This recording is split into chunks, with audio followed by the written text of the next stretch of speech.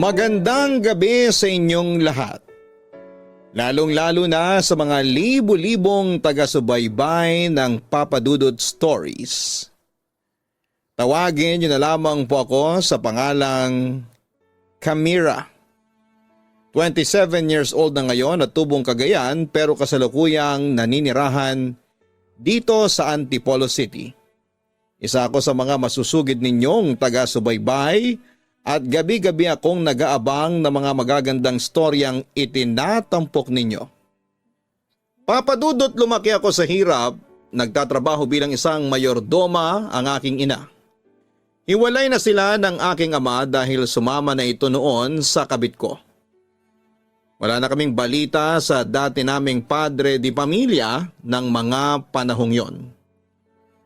Papadudot samantala 18 years old pa lamang ako nang magpasya akong magtrabaho bilang kasambahay sa mansyon kung saan ay mayordoma si mama. Ito ay ang mansyon ng mga Reyes. Halos 2 dekada nang naninilbihan doon si mama. Kaya naman kilalang kilala ko ang bawat miyembro ng pamilya Reyes. At ginawa kong mamasukan bilang kasambahay para masuportahan noon ang pag-aaral ko sa kolehiyo. Sa kabilang banda, isa lang ang anak noon ng mga amo ko, si John Paul, o mas kilala sa nickname nitong JP. 7 years ang tanda nito sa akin. 10 taon itong naninirahan sa Amerika at ngayon ay nagdesisyon itong sa Pilipinas na muling manirahan. Kaya naman ang buong mansyon ay abala sa paghahanda sa pagdating nito. Pagbaba pa lamang ni JP sa magarang kotse nito ay nanlaki na ang mga mata ko. Isa ako sa mga nag-aabang habang nakatingkayad sa likuran ng mga nasa unahan. Makita lamang ito. Gwapong-gwapo ako sa binatang yon na 25 years old. Pakiramdam ko noon, Papadudot, ay na love at first sight ako sa kanya. Kaya naman naging curious ako noon sa anak ng mga amo ko. At isa sa mga nagkwento sa akin tungkol kay JP ay walang iba kung hindi si mama. Ayon sa kanya, malamig na bata si JP noon ngunit may pagkapilyo din po ito. Tapos noong magbinata ay naging chick boy daw ito, Papadudot. Napakaraming babae ang nilalambing nito ngunit walang sineseryoso. Mahilig daw ito sa mga modelo at mayayamang babae na ka-level ng mga Reyes. Sa madaling salita, Papadudot, ay hindi maganda ang imahe nito pagdating sa usaping pag-ibig. Kaya naman nalungkot ako noon, Papadudot. Tingin ko kasi ay nawalan ako ng pag-asa at saka ayoko rin namang magmahal ng isang walking red flag. Samantala noong araw ding yon ay naging abala ako sa paglilinis ng sala. Habang tinatanggalan ko ng alikabok ang isang drawer doon, ay na-curious akong buksan yon at bumungad sa akin ang mga photo album ng pamilya Reyes. Binuklat ko yung saglit at napukaw ang atensyon ko sa isang litrato kung saan ay napakagwapo ni JP. Hindi ko noon alam, Papadudot, kung ano ang pumasok sa utak ko at kinuha ko yon at nilagay sa aking bulsa. Pagkatapos ay nagmamadali akong ibinalik ang photo album sa loob ng drawer. Sa kabilang banda, pagdating pala ni JP ay dumiretso ito kaagad sa kanyang kwarto. Bababa na lang daw ito pagsapit ng hapunan. So nung matapos ako sa gawaing naka-assign sa akin ay sumaglit muna ako sa aking kwarto para magpahinga. Doon ay kinuha ko ang litrato ni JP na ninakaw ko lang doon sa photo album at pinagmamasdan ko yon. Dinama ko ang imahe nito sa larawan. Napapikit ako nang makaramdam ako ng kakaibang sensasyon habang nagsasalitan sa isip ko ang JP na nasa picture at JP na nakita kong bumaba ng kotse kanina. Ang kakisigan nito ay dumagdag sa paghanga ko rito. Kinikilig ako na hindi ko maintindihan, Papa Dudut. Parang bigla ako nagkaroon ng malakasang inspirasyon. Nasa ganun akong imahinasyon nang humahangos na pumasok sa silid ko si Wendy, ang kasambahay din na malapit sa aming mag-ina. Humihingal nitong ibinalita sa akin na nahimatay si Mama sa kusina. Nag-aalalang pinuntahan ko ang aking ina, Papa Dudut. Fast forward. Dumating ang doktor na pinatawag ng aking among babae at nung ineksamin si Mama ay sinabi lang nito na kailangan lang daw ng aking ina ng ilang araw na pagpapahinga. Nagbili naman sa akin si Mama na tumulong ako kay Wendy sa pag-aasikaso kay JP.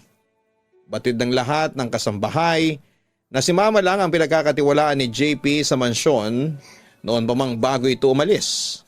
Hanggang sa pagdating nito ay si Mama ang hanap niya.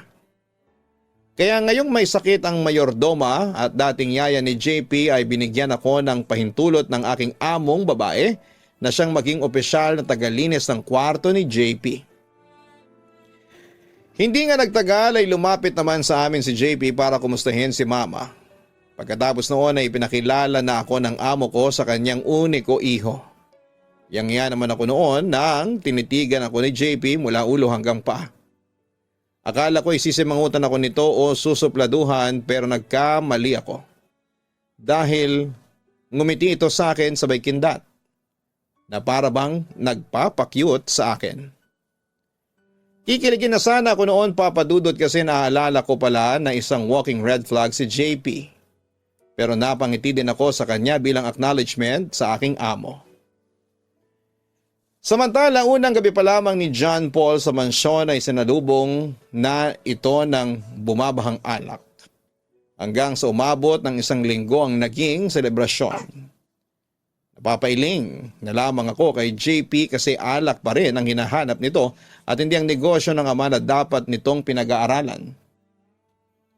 Pero Papa Dudut, isang gabi ay pinatawag ako ni JP sa kanyang silid at hindi ko alam kung ilang minuto akong tumayo muna sa harapan ng pintuan ng kwarto bago nagpa siyang kumatok. Narinig ko ang malagong natinig mula sa loob ng nagsabing, "Pasok na." Nang buksan ko ang pinto ay nakita ko itong naka-boxer short at walang pangitaas na damit si JP. Nakaupo sa carpeted na sahig at nasa harapan nito ang mga nakatumba ng bote ng alak. Naya akong pumasok. Nanatili lamang akong tila tuod na nakatayo sa pintuan at nilingon ako ni JP. Kunot ang noon nitong inutusan akong pumasok. Nataranta naman akong pumasok. Sinabihan din ako nitong isarado ang pinto at ilak. Nagtaka ako kung bakit kailangang ilak ang pinto pero sinunod ko pa rin siya. Pagkatapos ay sinabihan ako nito na maupo sa tabi niya. Sinunod ko naman siya at marahan akong umupo. Bumilis ang tibok ng puso ko noon, Papa Dudut. Halos hindi ako makahinga sa kabang bumabalot sa akin noong mga sandaling yon. Samantala ay nakaramdam din ako ng disappointment sa mga magulang ni JP dahil kahit na mayaman sila ay wala silang panahon para sa kanilang anak. Kaya tuloy walang ginawa ito kundi ang uminom ng uminom. Pero kung wala sanang sakit si Mama na pagsabihan na niya ang binata. Kay Mama lang naman kasi sumusunod itong si JP, Papa Dudut. Pero ngayon wala si Mama dahil nagpapahinga para gumaling. Ayon, palaging wasted ang itsura ng binata. "Sir, bakit niyo po ba ako pinatawag? Ano ba talaga ang ipag-uutos ninyo sa akin?" Tanong ko kay JP habang napapalunok. "Ikaw ha? Kanina ko pang napapansin na panay ang tingin mo sa katawan ko. Baka naman maghahasa mo na ako niyan." Natatawang biro nito sa akin. Kahit na hindi ko nakikita, alam kong namula noon ang pisngi ko noong mga sandaling yon sa sobrang pagkahiya. Kaya agad akong umiwas ng tingin lalo na sa kanyang boxer shorts kung saan ay bumabakat na ang kung ano at parang gustong kumawala pa. Pero Papa Dudut, sa halip na sagutin niya ang tanong ko, ay nagsimula magkwento si JP tungkol sa sarili niya. Ako naman ay ngayon ko lang nasaksihan ang ganong klaseng pagkukwento. Siguro ay gusto lang talaga akong makausap ni JP ng mga oras na yon. At naisip ko na ang isang tulad ko ay pwede niyang mapanghinga ng sama ng loob sa mga taong hindi niya maintindihan. Unang-una na ang kanyang mga magulang na pinipilit siyang pinapahawak ng negosyo nila. Gayong ang gusto nito ay maging piloto ng eroplano. Ang mga kaibigan niyang nasa tabi lang niya sa oras ng pagsasaya ay isa-isang nangawala sa tuwing nagkakaproblema na. Wala raw totoong tao sa buhay ni JP. Kahit ang mga babaeng ibinigay niya ang mga luho, puro wala rin daw kwenta. Sa kabilang banda ay naglakas loob akong sumingit. Merong totoong tao sa buhay mo, Sir JP. Ikaw, bigyan mo ng halaga ang sarili mo. Huwag mong sayangin ang oras mo sa mga walang kabuluhang bagay. At merong taong nagpapahalaga sa iyo ng totoo, ang sabi ko. Oo, at isa na doon ang mama mo. Sabi naman niya sa akin habang napangiti at tila ba nabunutan ng tinik ang kanyang mabigat at makirot na dibdib. Hindi naman ako makagalaw dahil napatitig sa akin ang amo ko. Sana maging totoo ka rin sa akin, Camira. Pagpapatuloy niya habang bumalik ang lungkot sa kanyang pisngi. Lumapit naman ako sa kanya at tinawakan ko ang kanyang kamay para paganin ang kanyang kalooban. Pero Papa Dudut, agad niyang hinawakan ang mga braso ko at sa kanya ako inilapit sa kanyang mukha. Napatras ako. Nabigla ako sa ikinilos ni JP at langhap ko ang amoy alak nitong bibig kaya batid ko. Nalasing lamang ito at hindi alam ang ginagawa. Tumayo ako at sinabing kailangan na akong umalis. Ngunit Papa Dudut, hindi ako pinayagan ni JP. Mabilis nitong hinawakan ang kamay ko at hinatak ako pabalik, kaya naman napahiga ako sa kama. Nangingiting dinaganan ako ni JP at natatakam niya akong tinitigan. May experience ka na ba? Pilyo niyang tanong sa akin. Anong ibig mong sabihin? Kinakabahan kong tanong sa kanya. Virgin ka pa ba, Camira? Diretsahang tanong niya sa akin. Sa halip na sagutin ay sampalang sagot ko sa kanya. Oo, virgin pa ako. At plano ko lang ibigay yon sa lalaki mapapangasawa ko, no? Sinabi ko yan kay JP habang pumapalag ako sa pagkakadagan niya sa akin. Hindi naman natinag ang binata sa malamyang sampal na ibinigay ko. Kaya mas lalo pa niya akong dinaganan. Pwede ba, Sir JP, tigilan niyo na itong ginagawa ninyo? Sisigaw ako. Natataranta ko nang sabi noon sa kanya.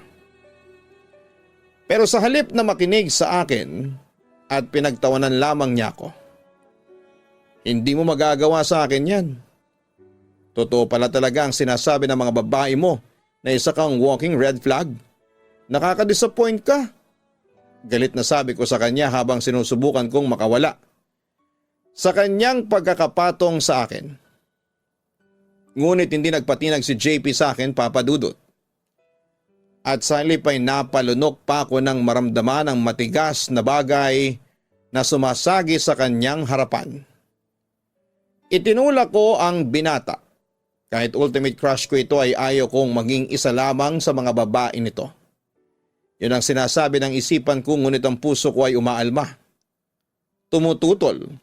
Nais nitong manatili ang binata sa pagkakadagan sa akin. Sa mahinang boses sinabi ni JP sa tenga ko na nais niya akong makasama ngayong magdamag. Nais niyang ipadama sa akin ang kaligayahang hindi ko raw magagawang kalimutan. Papa Dudut, sasagot sana ako subalit naging mapangahas ang sumunod na kilos ng binata. Agad nitong nailapit ang labi sa nakaawang na labi ko. Nasyak ako sa bilis ng mga pangyayari. Daig pa ako ang naengkanto nang matikman ko ang labi ng aking ultimate crush. Kay tamis ng unang halik na yon. Hindi ko po may paliwanag, Papa Dudut. Sinabihan ko ang utak ko na manahimik at pinagbigyan ng puso na yakapin ang once in a lifetime na pagkakataong yon sa piling ng taong lihim kong minamahal. Tuluyan na akong naging tuod na hindi nakakilos at nagpatianod na lamang sa mga susunod pang kaganapan. Papadudot, hindi ko pinansin ang sinabi ng utak ko na isang walking red flag si JP. Kaya wag daw akong bibigay, pero bumigay pa rin ako. Samantala ay tinanggal ni JP ang boxer shorts sa harapan ko at ako rin mismo ang nagalis ng mga kasuotan nito magmula pang itaas hanggang sa pang ibaba. At saka niya inumpisahan na haplusin ang bawat bahagi ng katawan kong inosente pa sa karanasan. Dinaman ng nananabik niyang mga kamay ang mga mahiwagang parte ng aking katawan. Pinaglaruan niya sa kanyang palad ang malambot na kabundukan ko na naging dahilan para mapaungol ako. Nang magsawa naman si JP ay binuka niya ang hita kong pinagkublihan ng mahiwagang lagusan na kaasam-asam. Nilasap niya ang makapanindig balahibong lasa ng sariwang katas. Napaangat ako noon sa pagkakahiga ko, ngunit agad akong pinigilan ni JP at nilagay ang daliri sa labi ko. Nangangatal ako sa nerbiyos nang tutukan ako ni JP at simulang iparamdam sa akin kung paano nito bibinyagan at pag-iisahin ang aming katawan. Magkahalong saya at sakit naman ang naramdaman ko nang subukan na ni JP na maglabas-masok sa mayumi kong perlas. Hanggang sa tuluyang mawasak ang perlas na pinakaiingatan ko. Gusto kong sumigaw ng malakas subalit ang tanging lumalabas sa bibig ko ay mahihinang bulong ng pag-ibig na ako lang ang nakakarinig. Hindi ko nga namalayan na hindi lang pala si JP ang nakayakap sa akin kundi nakakapit na rin ako ng mahigpit sa likod niya na tila ba mahuhulog ako sa kumunoy kung bibitaw ako. Bagay na nagustuhan at nagpagana kay JP. Kaya naman lalo pa nitong binilisan ang pagdidilig sa bulaklak na bago pa lamang umuusbong. Hanggang sa hindi na namin makayanang pareho ang ginhawang dulot ng pag-iisang yon. At hinayaan naming makaraos kami sa sarap. Naiyak ako. Hindi ko alam kung ang luha bang nilabas ng mga mata ko ay dahil sa tuwa o sakit o sa emosyong hindi ko kayang ipaliwanag. Itinulak ko si JP at nagmamadaling dinampot isa-isa ang mga damit. Walang salitang lumalabas sa bibig habang sinusuot ang mga yon. Nakatingin lamang sa akin ang binata hanggang sa tumakbo akong palabas ng silid. Papadudot mula ng gabing yon na umalis na ako at hindi na muli pang nagpakita sa mansyon para magtrabaho. Hinanap ako ni JP ngunit maging si Mama ay tikom ang bibig sa kinakaroonan ko. Hindi raw nito alam kung saan ako nagpunta. Ang totoo ay pinagtakpan lamang ako ni Mama. Sinadya ni Mama na hindi sabihin kay JP ang pinagtataguan ko dahil iyon ang bilin ko sa aking ina. Alam na ni Mama kung ano ang nangyari ng gabing yon dahil ipinagtapat ko yon sa kanya. Gustuhin mang magalit ni Mama sa alaga niya pero hindi niya magawa dahil batid niyang ginusto ko rin yon. Susuportahan na lang daw niya ako kung anuman ang maging desisyon ko. Samantala, sa isang kaibigan ako nagtago. Hiyang-hiya ako sa mga nangyari kay John Paul dahil madali akong nakuha nito at sa sarili ko dahil hindi man lang ako nag-isip. Nagpadala ako sa bugso ng damdamin na matagal nang ikinukubli para sa binata. Ngayon ay nahihiya akong humarap sa lahat sa takot na malaman nila ang nakakahiyang pangyayaring yon. Nang mabalitaan ko na bumalik na sa Amerika si JP, maghahalong lungkot at saya ang naramdaman ko. Lungkot na hindi na ako ito makikita at saya dahil makakabalik ulit ako sa mansyon para matulungan ang aking ina. Pagbalik ko sa mansyon ay inutusan ako ng aking ina na linisin ang silid ni JP at pagkatapos ay ilak na ito dahil matagal ulit itong matitenga. Sumunod naman ako. At doon ay napagtanto ko na lamang na wala na talaga si JP. Yung nangyari sa amin ay isa lamang one night stand. Masyado akong umasa na totoo yung sinasabi niya sa akin nung nagtatali kami na mahal niya ako. Nasabi lamang ngayon kasi nasasarapan siya sa ginagawa namin. Pero hindi talaga yon ang nararamdaman ng kanyang puso. Sa huli iniwan din niya ako. Sino ba naman kasi ang papatol na anak mayaman sa isang muchachang katulad ko? Samantala, lumipas sa mga buwan at nabalitaan ko na lamang na ikakasal na si JP. Nalungkot at halos maiyak ako nung malamang ko yon. Pero mabilis din ako nakamove on sa mga nangyari. Dahil na-realize ko din na iniligtas ako ng tadhana kay JP dahil na rin sa masamang reputasyon nito bilang isang walking red flag. Sa kabilang banda, ang nasabing kasal ni JP ay hindi rin tumagal dahil after 6 months, nabalitaan ko na lamang na nag-divorce na raw ang mga ito. Nang time na yon ay nag-resign na rin ako sa trabaho dahil pumasa ako noon sa isang scholarship para makapag-aral at makapagtapos ng kolehiyo.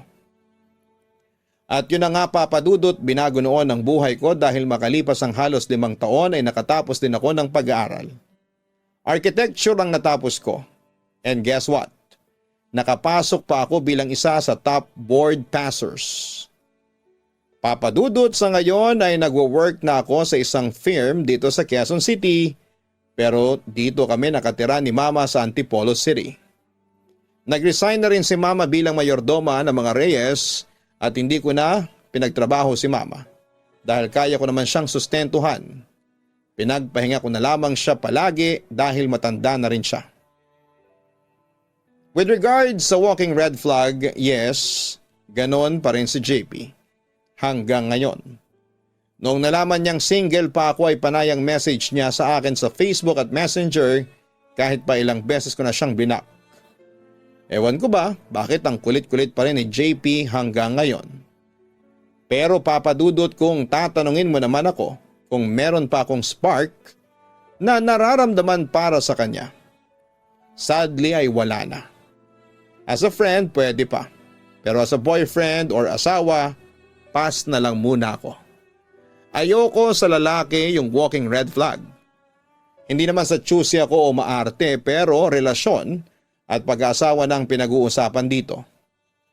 Kung pipili lamang ako ng lalaki, syempre yung green flag na. Yung lalaking responsable at mapagmahal. Yung alam kong mahal ako at kailanman ay hindi ako mangangamba sa kanyang katapatan. Dahil alam kong hindi siya titingin sa ibang babae. At yun nga papadudot, dito ko na muna tatapusin ang aking sulat. Sana'y mabasa mo pa rin po ito at mapiling itampok. Abangan ko ito at maraming salamat in advance. God bless and more power sa inyong programa. Lubos na gumagalang, Camira. Maraming salamat Camira sa pagbabahagi mo ng iyong kwento sa aming himpilan sa aking YouTube channel. Sa pag-aasawa, pag-isipan mo munang maigi at huwag basta-bastang magpadala sa iyong emosyon. Kung bibigyan ka ng pagkakataon, ang piliin mo para maging karelasyon ay yung puro green flag. Yung akma sa standard at prinsipyo mo. At hanggat maaari ay huwag na huwag kang pipili ng isang taong puro red flags. Bagamat kapag umibig ka na ng tuluyan ay hindi mo rin naman masusunod ang iyong sinet na standards. Ganun pa man ay tiyakin mo na mahal ka niya at mahal mo siya. Huwag kang umuo sa kanya kung hindi ka sigurado sa mga nararamdaman mo. Tandaan ninyo na ang pag-ibig at kasal ay hindi yan laro at bawat desisyong gagawin ninyo ay malaki ang magiging epekto nito sa inyong buhay. Hanapin po ang Kaistorya Horror YouTube channel para sa araw-araw na upload namin ng mga nakakatakot na mga kwento. Sana po makapag-subscribe na po kayo dyan, narrated by Jason Steele, and syempre po ang aming Gianna Vlogs, ang aming weekly family vlogs. Makikilala niyo po dun si Jem, si Kite, si Gian at si Gianna at syempre ang inyong si Papa Dudut. Ang aming pong weekly family vlogs po yan. Yan po ay Gianna Vlogs. sana po ay makapag-subscribe na rin po kayo. Maraming salamat po. Isang magandang gabi sa mga masusugid na taga-subaybay ng inyong napakagandang programa. Tawagin mo na lamang ako bilang Katarino, 25 years old at kasalukuyang salesman dito sa Kuwait. Narinig ko ang tungkol sa inyong programa mula sa mga kasamahan kong Pinoy rito sa Kuwait na nakikinig ng inyong programa sa pamamagitan ng internet. At may mga nag-engganyo sa akin na mga kasamahan ko na sumulat sa Papa Dudut Stories sa inyong Papa Dudut YouTube channel. Dahil meron daw akong love story na worth sharing daw. Kaya heto, nagpasya na akong sumulat sa inyo. Dear Papa Dudut, ang ibabahagi ko sa inyong kwento ay isang istorya ng kamartiran ng isang lalaki pagdating sa pag-ibig. Isa kong ulila na lumaki sa isang bahay ampunan sa Maynila. Dahil sa lumaki akong mag-isa ay masasabi kong matatag ako at hindi madaling sumuko lalo na sa mga hamon ng buhay. Pero Papa Dudut, sa kabila nito ay isa akong taong emosyonal. Lalo na pagdating sa pag-ibig. Mayroon ako naging kasama noon sa bahay ampunan, si Rina. Tulad ko ay isa rin siyang ulila at lumaki sa bahay ampunan na nakagisnan ko. Matanda siya sa akin ng 10 taon dahil sa mas matanda siya noon sa akin. Ay siyang isa sa mga nag-alaga at nagpalaki sa akin. Papa Dudut, naging magkaibigan kami ni Rina. Pero dahil sa super close naming dalawa, ay masyado akong nasaktan nang dumating ang araw na kailangan na niyang umalis ng bahay ampunan dahil siya ay nasa 18 taong gulang na. Yun kasi ang regulasyon ng bahay ampunan na kinalakhan namin, na kapag sumapit ka na sa edad na 18 ay kailangan mo nang lumabas. Papadudot ng lumabas si Rina ay walang araw at gabing hindi ako umiiyak. 8 taong gulang ako noong mga panahong yon. Gustuhin ko mang sumama na lamang noon kay Ate Rina sa paglabas niya, pero alam ko noon na hindi po pwede. Kaya naman sinumpa ko na lamang sa sarili ko na hahanapin ko si Rina pagkalabas ko ng bahay ampunan. 10 taon pa ang lumipas, Papa Dudut, ay lumabas na rin ako ng bahay ampunan. Doon ay naghanap ako ng trabaho at maswerte namang natanggap bilang isang service crew sa isang kilalang fast food chain. Nag-concentrate ako sa trabaho ko noon para makaipon ng pera para sa pag-aaral ko sa kolehiyo. Pero kasabay ng trabaho ko ay hindi ko pa rin nakakalimutan ang sumpa na hahanapin ko si Rina. Hinanap ko siya, Papa Dudut, pero noong una ay nabigo ako. Gusto ko nang sumuko noon, pero siguro'y naaawa sa akin ng Diyos. Kaya isang araw ay isang pagkikita ang hindi ko inaasahang magaganap. Good morning, ma'am. Welcome to... Natulala ako nang makita ko ang isang pamilyar na babae sa aking harapan. Ate Rina? Tanong ko. Siyempre nagulat siya sa akin. Hindi na niya ako namukhaan. Kilala mo ako? Pero sa halip na sagutin ang kanyang tanong, ay umorder muna siya sa cashier ng kanyang order. At nang matapos ay tinulungan ko siyang dalhin ang kanyang order sa kanyang napiling pwesto. Doon ay tuluyan na akong namukhaan ni Rina. Katarino, ikaw ba yan? Tanong niya sa akin. Buti naman at nakilala mo ako, Ate Rina. Akala ko nakalimutan mo na ako. Nakangiti kong sagot sa kanya. Ang laki mo na at saka binatang-binata ka na. Kailan ka pa lumabas ng ampunan? Tanong pa niya sa akin. Matagal na, noong 18th birthday ko, kaya eto ko ngayon, sariling sikap, tugon ko sa dati nag-aalaga sa akin sa ampunan.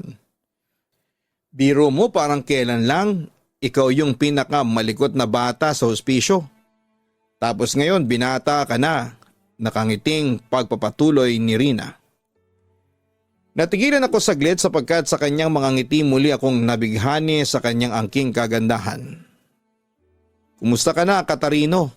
Muling tanong sa akin ni Rina. Eto, mabuti naman ako. Masaya kasi nagkatrabaho agad ako pagkalabas ng hospisyo. Nag-ipon ako ngayon ng pera para makapag-aral ako ng kolehiyo, sagot ko. Nakita mo na ba ang magulang mo?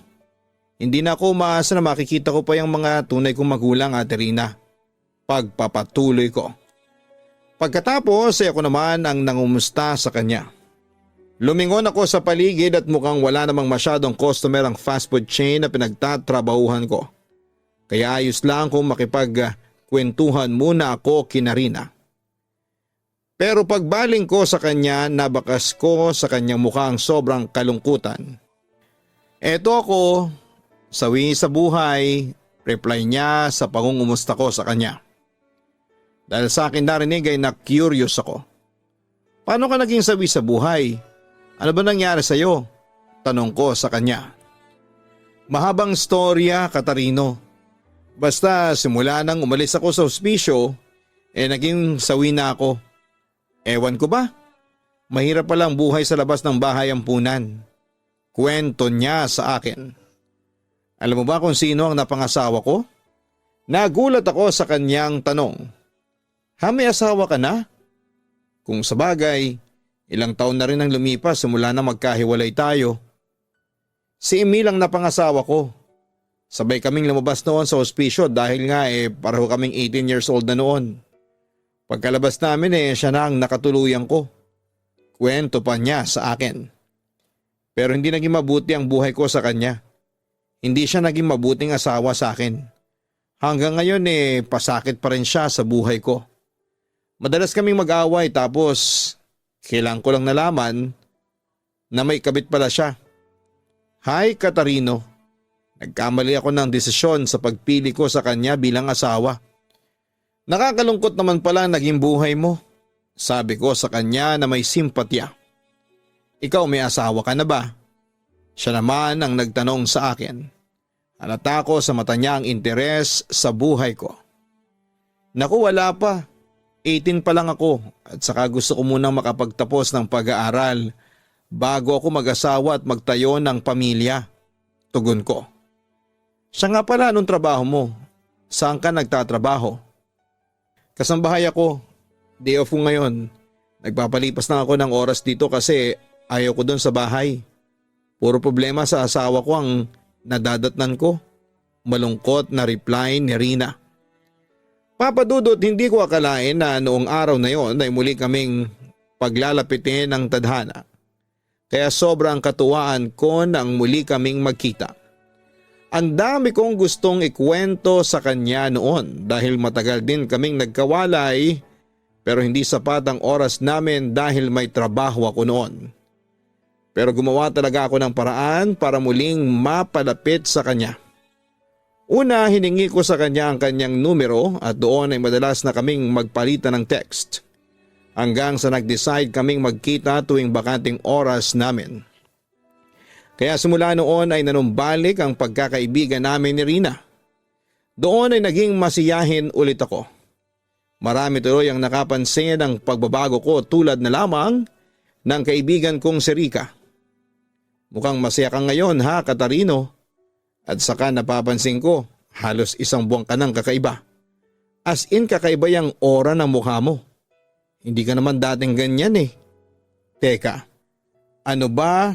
Sino ba ang nagpapasaya sa iyo ha? Tanong ng aking kaibigan sa akin. Ngunit isang mahiwagang ngiti lang ang sinagot ko sa kanya. Siguro may girlfriend ka na. Hindi talaga tumigil noon si Rika na makakuha ng scoop mula sa akin. Naku, wala pa akong girlfriend, Rika. Pero masaya ako. Kasi nakita ko na yung taong matagal ko nang hinahanap. Sagot ko. Natatandaan mo yung palagi kong kinikwento sa iyo dati? Nag-isip-isip sandali si Rika. Tila nire-recall yung mga madalas kong ikwento sa kanya. Yun ba yung first love mo nung bata ka pa? Yung bang nag-alaga sa iyo sa bahay ampunan, tama ba ako? Tumango ako bilang tugon. Sino siya, Katarino? Pakilala mo naman sa akin. Excited na wika pa ni Rika. Nakita mo na siya, Rika. Madalas siyang nasa fast food natin tuwing linggo. Wika ko. Saglit na nag-isip-isip ang aking kaibigan hanggang sa matandaan niya ang aking tinutukoy. Yun ba yung babaeng customer na madalas kumakain sa fast food na pinagtatrabahuhan natin? Siya pala yun. Tumango ako. Si Ate Rina yun. Tulad ko, ulila at lumaki rin siya sa bahay ampunan. Pero dahil sa mas matanda siya sa akin ng 10 taon, ay isa siya sa mga nag-alaga sa akin. Alam mo ba, Rika? 7 taon pa lang ako noon, pero sa hindi ko may paliwanag na dahilan, humanga na ako sa kanya. Hindi lang sa taglay niyang kagandahan kundi sa kababaan niya ng loob. Si Ate Rina ang palagi kong kasama noon. Madalas din niya akong patulugin, ramdam na ramdam ko noon na mahal niya ako. Kaso umalis din siya sa bahay ampunan nang mag-18 years old na siya. Alam mo, Rika, simula nang umalis si Rina sobra akong nalungkot noon. Kaya sinumpa ko noon sa sarili ko na pagkalabas ko ng bahay ampunan, hahanapin ko si Rina. At nagbunga naman ang paghahanap ko sa kanya kasi tinulungan ako ng Diyos para magkalapit kaming dalawa. Kuwento ko. Medyo semeryoso ang mukha ng aking kaibigan. Mahal na mahal mo pala siya, Katarino. Aaminin kong nalungkot ako nang sumagi sa aking isipan ang katotohanan. O Rika, sa maniwala ka o hindi, siya pa rin ang pinapangarap kong makasama. Kaso hanggang panaginip na lang kasi may asawa na si Ate Rina. Pagpapatuloy ko pa. Nakaramdam naman ako ng simpatya sa aking kaibigan. Ay sayang naman kung ganun. Pero siguro naman, Katarino, hindi mo naman pangarap maging kabit. Oo naman, wala akong balak na sirain ang relasyon niya sa asawa niya. Tanggap ko na hanggang magkaibigan lang kami ni Ate Rina. Ang gagawin ko na lang maging mabuting kaibigan sa kanya. Pero ilalang ko pa rin ang buhay ko sa kanya. Tugon ko. O papadudot, ganon ko kamahal si Rina. Kahit noon pa lang. Alam kong malabong maging kami na pero ayos lang sa akin. Ang pagmamahal ko naman ay hindi humihingi ng kapalit. Mamahalin ko siya at ilalaan ang aking buhay sa kanya. Kahit na wala akong aasahang pagmamahal mula sa kanya. Samantala isang araw ay muli kami nagkita ni Rina sa mall at namasyal. Tapos dinala ko siya sa isang fast food at doon ay nilibre ko siya ng makakain. Pero agad kong napansin na parang malungkot siya at malalim ang iniisip. Bukod sa nakita ko yung mga pasa niya sa braso kaya nag-decide akong tanungin siya tungkol doon. Ate Rina, kanina ko pang napapansin sang galing yung mga pasa mo sa braso. Nag-aalala kong tanong sa kanya. Heto? Okay, aaminin ko sa'yo. Nag-away kami ni Emil. Sinaktan niya ako pero nanlaban ako sa kanya. Kaya heto lang ang inabot ko. Pag-amin ni Rina sa akin. Bakas ko sa kanyang mga mata ang hirap na kanyang pinagdaraanan. Hindi sa nangingialam ako pero bakit ba kayo madalas mag-away ng asawa mo? Concerned kong wika. Marami kaming pinagtatalunan. Pera, bisyo niya at saka yung pambababae niya. Kamakailan nga lang nadiskubre kong may kabit pa siya. Nakaramdam ako ng galit nang ikinuwento ni Rina ang kanyang sinapit sa kanyang asawa. Anong ginawa mo? Usisa ko sa kanya. Nagkasagutan kami na nauwi sa away at sakitan. Sabi ko sa kanya, hiwalayan na niya yung kabit niya pero napag-alaman kong buntis na pala. Ayon, masama pa rin ang loob ko hanggang ngayon. Paglalahad pa niya.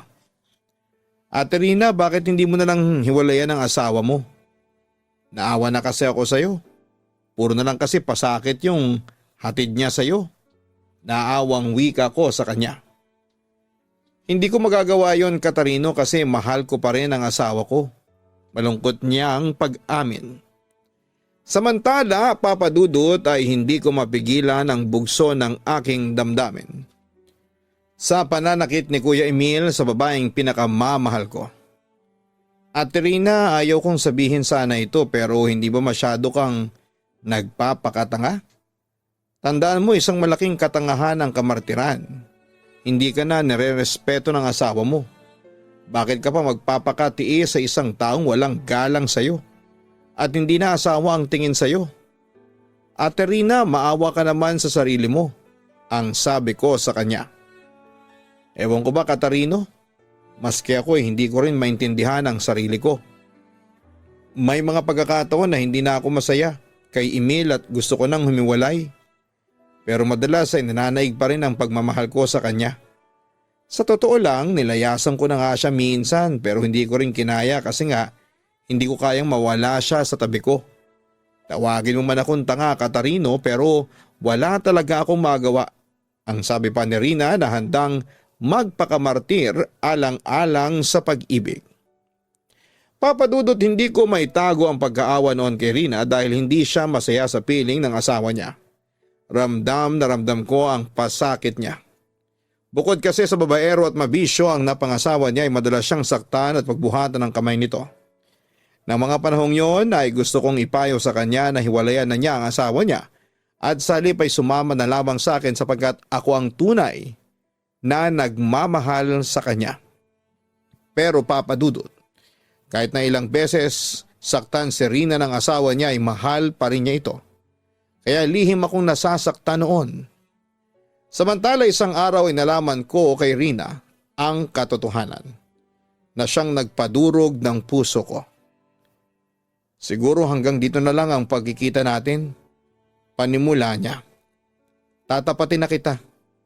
Madalas kami mag-away ni Emil dahil sa'yo. Pinagseselosan ka na niya. Palagi niya akong binabantaan na kapag nakipagkita pa raw ako sa'yo, ikukulong na raw niya ako sa bahay. O kung hindi man daw sasaktan ka na raw niya. Ayaw kong mangyari yun.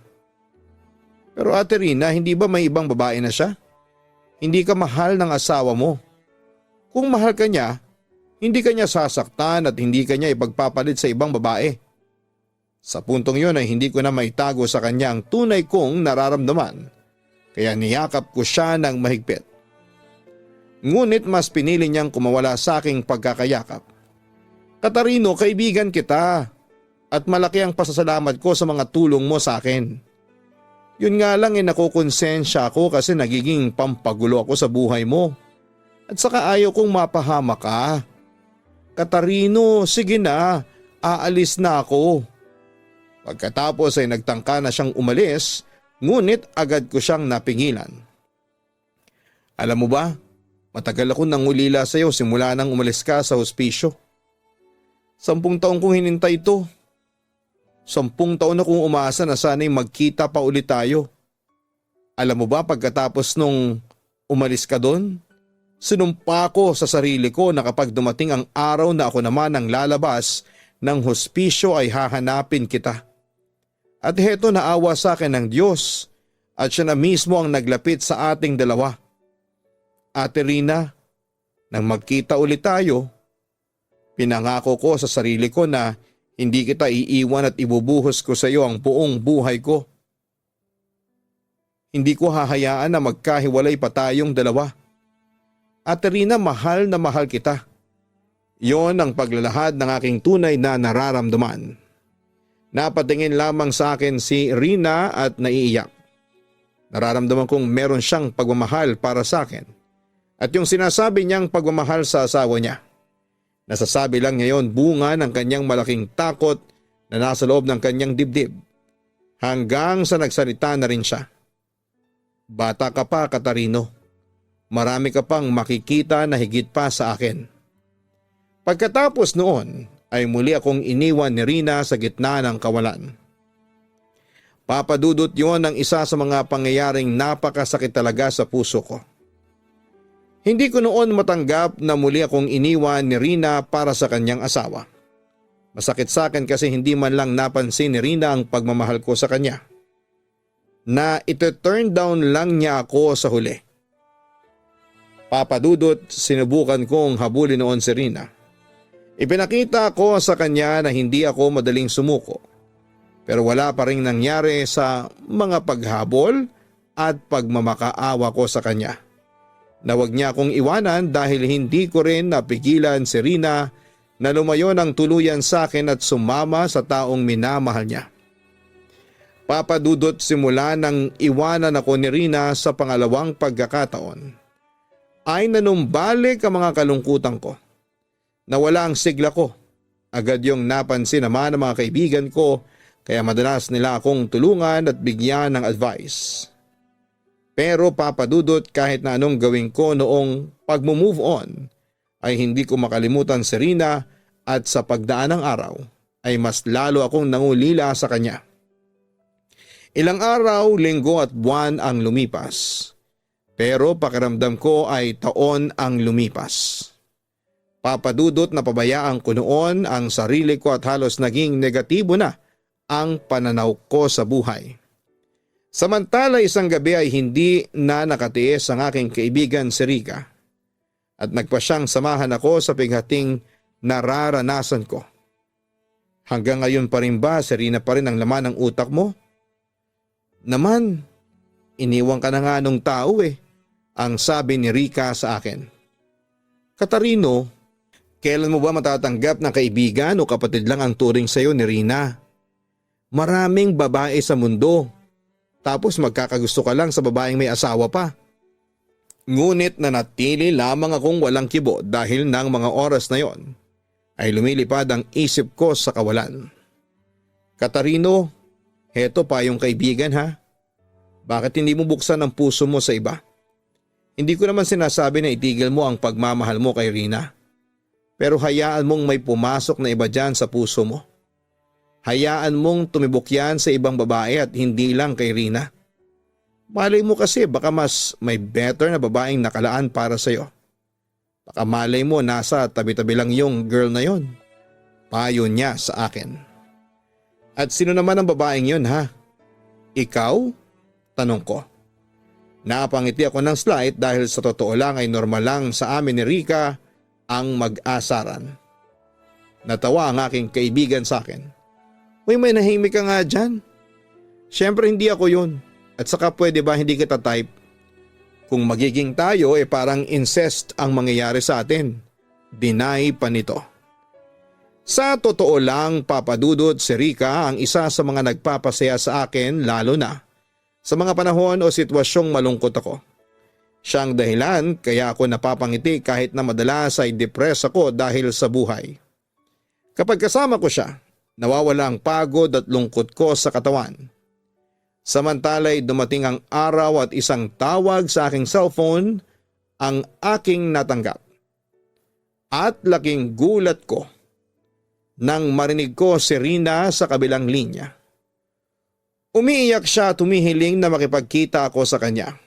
Nang dahil nga sa pagmamahal ay nagpaunlak ako at agad kami nagkita ni Rina sa tapat ng isang simbahan. Doon ay nalaman kong tuluyan na siyang iniwan ni Emil. Sa totoo lang masakit sa akin ang ganitong eksena. Ayaw kasi kitang nakikitang ganyan. Rina, alagaan mo naman sana ang sarili mo. Huwag kang magpakatanga. At saka merong isang lalaki rito na higit na nagmamahal sa'yo. Ako. Ang sabi ko kay Rina habang umiiyak lang ang babae sa aking mga balikat. Handa kitang saluhin kay Emil. Handa kong tanggalin lahat ng sakit na nariyan sa dibdib mo. Handa kitang tulungan na kalimutan ang walang kwenta mong asawa. Pakiusap Rina, hayaan mo kong mahalin kita. Hayaan mo kong ipakita sa iyo kung gaano kita kamahal. Katarino, sige, tulungan mo kong kalimutan ang asawa ko. Yun lamang ang nasabi sa akin ni Rina at isang halik ang aking binitawan sa babaeng pinakamamahal ko. Papa Dudut, hindi ko na noon pinalagpas ang pagkakataong yon at doon ay nagsama kami ni Rina. Sa maikling panahon ay nagturingan kaming mag-asawa. Sa madaling salita ay nag-live-in kami samantala ay ginawa ko noon ang lahat para paligayahin si Rina sa piling ko. Naging mabuti akong asawa sa kanya at minahal ko siya ng buong tapat at inilaan ko ang buhay ko sa kanya. Pero Papa Dudut, hindi naging sapat yon para mahalin ako ng tuluyan ni Rina. Dahil mas pinili pa rin niya akong iwanan sa pangatlong pagkakataon para mag-ibang bansa sa Kuwait. Rina, sigurado ka ba sa desisyon mong magtrabaho sa Kuwait? Iiwan mo naman ba ako sa pangatlong pagkakataon? Sabi ko sa kanya habang nasasaktan sa katotohanang magkakahiwalay na kaming dalawa. Tatapatin na kita. Kaya ako gustong umalis para lumayo sa'yo. Pag-amin niya sa akin. Sa 4 na buwang pagsasama natin sa iisang bubong ay napagtanto ko na hindi kita kayang mahalin. Sa puntong yon, Papa Dudut, ay napaiyak na ako. Patawarin mo ko kung pinaasa kita pero hindi ko na kayang pilitin pa ang sarili ko, Katarino. Hanggang kaibigan lang talaga ang kaya kong ibigay sa'yo. Alam ko marami ka pang makikitang babae dyan na higit pa sa akin. Bata ka pa, 19 ka pa lang at may itsura ka naman. Alam ko na may magkakagusto pa sa iyong ibang babae. Pagpapatuloy pa niya. Sa kabilang banda ay hindi ko na napigilan ang sarili ko na ilabas ang aking mga nararamdaman. Nang umalis ka sa bahay ampunan, iniwan mo ko sa unang pagkakataon. Araw-araw, madalas akong umiiyak at malungkot noon kasi nawala ka sa akin, ang babaeng mahal ko. Kaya sinumpa ko noon na kapag nakalabas na ako ng bahay ampunan ay hahanapin kita. Tapos nitong nahanap na kita, iniwan mo ko sa pangalawang pagkakataon para sa asawa mo. Nasaktan ako noon, Rina. Naging malungkot ang buhay ko. Ngayon, iiwan mo ulit ako para naman sa trabaho mo. Masakit ito sa akin kasi alam kong hindi ka na babalik sa akin. Rina, bakit mo ba ako sinasaktan ng ganito? Bakit ba kahit na anong pag-iwan mo sa akin ay mahal pa rin kita? Naibulalas ko dahil sa halo-halong emosyon na nararamdaman ko. Katarino, nagpapasalamat ako sa pagmamahal mo na ibinigay sa akin. Alam mo, ikaw ang taong madaling mahalin kaya iwan man kita hindi ako mangangamba kasi tiyak na may magmamahal sa iyong iba. Sana, Katarino, magpakatatag ka. Alam kong kaya mo yan. Pagkatapos noon ay nagpaalam na siya sa akin, Papa Dudut. Wala rin akong nagawa noon, Papa Dudut, at tuluyang iniwan ako ni Rina sa pangatlong pagkakataon. Sobra ko nasaktan noon at halos magunaw ang mundo ko. Ginawa ko kasing mundo si Rina, Papa Dudut. Kaya nung umalis siya sa buhay ko ay nasirang lahat yon. Nang lumipad siya patungong Kuwait ay muli akong umiyak at nagdalamhati. Nang mga panahong yon ay tuluyan nang naging negatibo ang pananaw ko sa buhay. At nung mga panahong yon ay iisa lang ang nasa isipan ko. Ang sundan si Rina sa Kuwait. Kaya ginawa ko ang lahat para masundan siya pero Papa Dudut, nahirapan ako noon. Pero hindi ako sumuko. Ilang taon din ang lumipas bago ako nakahanap ng trabaho sa Kuwait. Nang makapagtrabaho ako sa Kuwait ay iisa lamang ang hangad ko. Bukod sa makapagtrabaho, ang makitang muli si Rina. Pero sadyang malaki ang Kuwait, Papa Dudut, kaya nahirapan akong hanapin siya. Pero isang araw ay hindi ko inaasahan na magtatagpo ang landas naming dalawa. Siyempre laking gulat niya nang makita niya akong nandito ako sa Kuwait para samahan siya. Alam mo, Rina, 2 years din tayong walang komunikasyon. Kaya hindi mo maiiwasan sa akin ang manabik sa'yo. Kumusta ka na? Tanong ko sa kanya. Sabik na makita at mayakap siya. Pero hindi masaya si Rina na makita ako. Bakit mo pa ako sinundan? Tanong pa niya sa akin. Sinundan kita, Rina, kasi mahal na mahal kita. Labis na ako nangungulila sa'yo. Tugon ko. Nagbuntong hininga siya bago muling nagsalita, Papa Dudut. Katarino, pakiusap, tigilan mo na ako. Nananahimik na ang buhay ko, tama na. Bakit ka pa ganito sa akin, Rina? Hindi ko na kayang mawala ka para sa akin. Mangiyak-iyak na ako ng mga oras na yon. Patawarin mo ako pero iiwan ulit kita sa pang-apat na pagkakataon. Mahinang sabi niya sa akin. May asawa at anak na ako dito sa Kuwait. Dito ko nakita sa Kuwait ang tunay kong kaligayahan. Ngayon kumpleto na ang buhay ko. Masaya na ako sa buhay ko kaya sana wag mo nang guluhin pa, Katarino. Sa sinabing yon ni Rina ay lalo akong nanlumo. Halos maglupasay ako para sabihin niya sa akin na nagsisinungaling lamang siya. Pero totoo ang lahat, Papa Dudut. Hindi ako ang kaligayahan mo, Katarino. Maaaring narito o nasa ibang lugar. Basta iisang sigurado ako. Hindi ako yun. Maghintay ka lang at darating din yung para sa'yo. Pangako kapag nakita mo na siya, magiging masaya ka rin at makakalimutan mo rin ako. Ngayon kung nasaktan man kita, hinihingi ko ng kapatawaran yun sa'yo. Huling wika ni Rina sa akin bago niya ako iwan sa gitna ng pighati. Papadudod sa pang-apat na pagkakataon ay muli akong iniwan ni Rina para sa kanyang bagong pamilya. Masakit yon sa akin pero anong magagawa ko? Tuluyan na ring nawala si Rina at hanggang ngayon ay wala na rin akong balita sa kanya. Pero Papadudot, mahal ko pa rin siya. Maaring sabihin ng mga listeners mo na napakatanga ko dahil pinagpipilitan ko ang isang bagay na alam kong hindi para sa akin. Pero anong magagawa ko, Papa Dudut? Nagmahal lamang ako. Ang malas ko nga lang dahil ang taong minahal ko ay palagi akong iniiwan. Papa Dudut, kaya ako sumulat sa Papa Dudut YouTube channel. Sa Papa Dudut Stories ay para magbahagi ng storya ng buhay, pag-ibig at kasawian ko.